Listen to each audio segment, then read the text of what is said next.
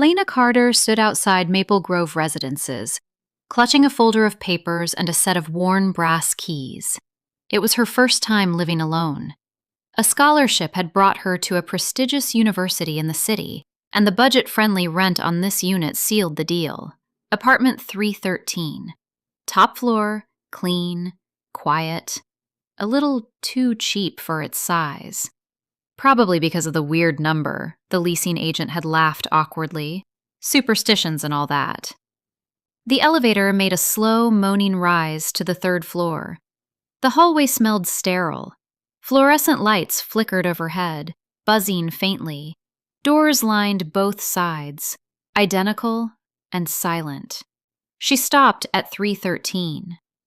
But Elena didn't believe in that stuff. The key turned smoothly in the lock. The door opened. Inside, everything was neat. A simple studio. White walls, pale hardwood floor, tiny kitchen, one large window with rusted blinds. Cold, still air greeted her like a whisper. She stepped inside. The door shut behind her with a soft click. There was no furniture, just a faint outline on the floor where a carpet might have been. A strange, stale scent lingered, like dust, old flowers, and something else she couldn't place. But Elena, tired and unfazed, opened her suitcase and got to work. Mattress on the floor, books stacked in neat piles, laptop on a crate. Done. At night, she cooked noodles, scrolled through her phone, and played lo-fi music. The place was fine. Not on the door. On the wall. 3 slow taps. Tap, tap, tap. She held her breath. Nothing followed. No voices, no footsteps, just silence. Maybe the neighbor? She turned over and went back to sleep.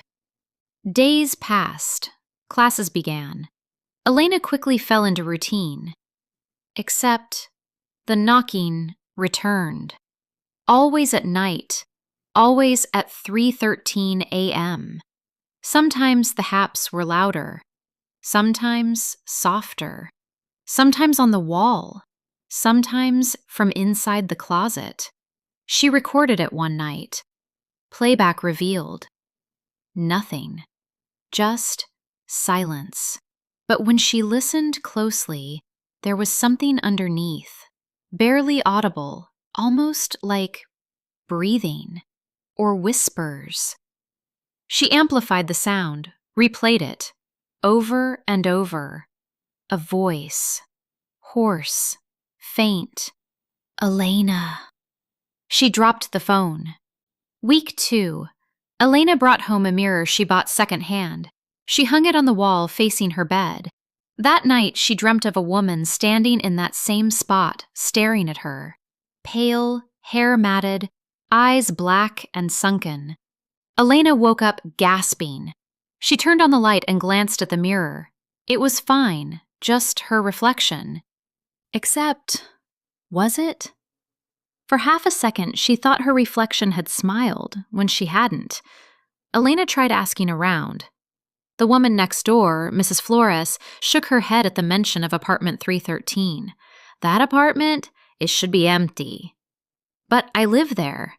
No, sweetie, you shouldn't. Mrs. Flores' face was pale. She closed the door. It was a rainy Friday night. Elena was cleaning the kitchen when she noticed a floorboard near the fridge was slightly raised. She pried it open. Inside there was a box, dusty, wrapped in red cloth.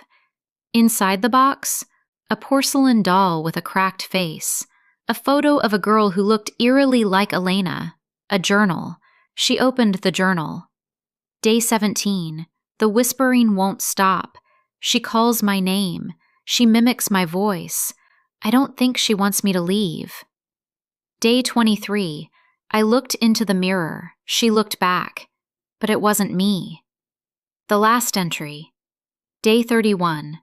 I tried to leave. She followed. She lives in the walls, in the glass. She says I belong to her now. If you're reading this, get out, before she finds a way into you. Elena's hands were shaking. The photo, the girl, same face, same eyes. Was this real? She whispered, "Who are you?" The reflection stared, then it blinked. But Elena didn't.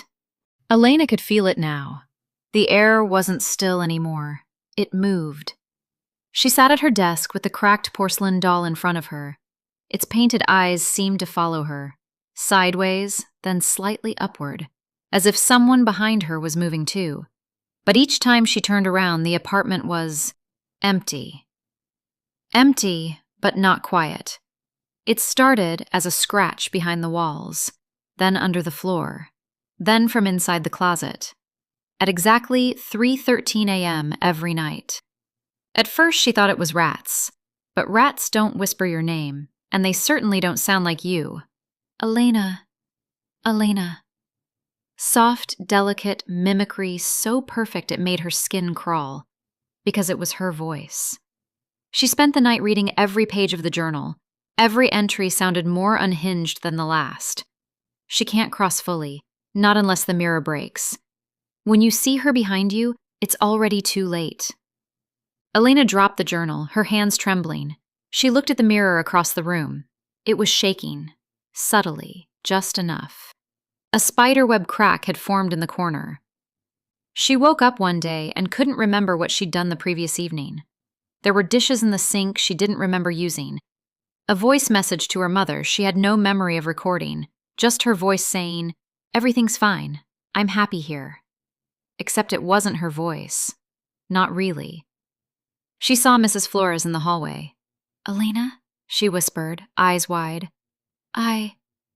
"You're not her," the old woman said, stepping back. "That thing tried before," and she ran back into her apartment, bolting the door. Desperate, Elena tried to cover the mirror with a cloth. It burned her hand. Blisters rose where the glass had touched her. She tried to throw it out. The mirror was back on the wall the next morning, exactly where it had been, her reflection looking just a little off. She put her hand up. The reflection was delayed.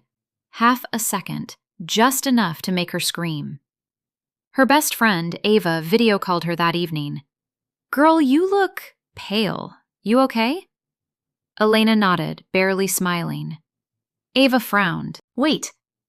Turn the camera around. What was that behind you?" Elena turned. No one. But Ava had already ended the call. That night, the power went out at exactly 3:13 a.m. The air turned ice cold. The window blinds fluttered though everything was shut. The mirror began to hum, low and guttural, like it was holding something alive inside. She grabbed the porcelain doll and threw it at the glass. It shattered, and from the shards something stepped out. It looked like her, but twisted, off, like a wax figure warmed and reshaped. A smile too wide, movements too smooth. Same eyes, same lips, same body. And her eyes, black, bottomless. "You let me in," the reflection said. Voice like Elena's, only hollow, echoing. Elena stumbled back, heart thudding. "You don't belong here anymore. You've served your purpose." The lights flickered violently.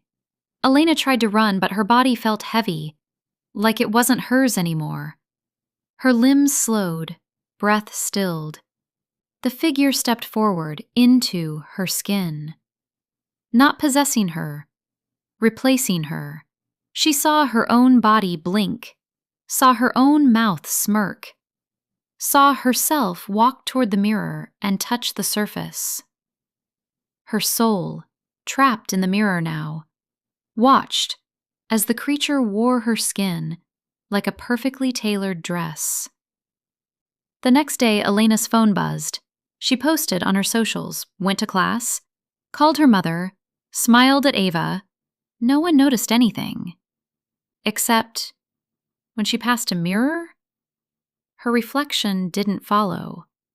Inside the mirror, the real Elena screamed, but no one could hear. The mirror sat quietly in apartment 313, now fully repaired, waiting. And deep within it, another reflection blinked. A new prisoner behind glass, while the monster walked free.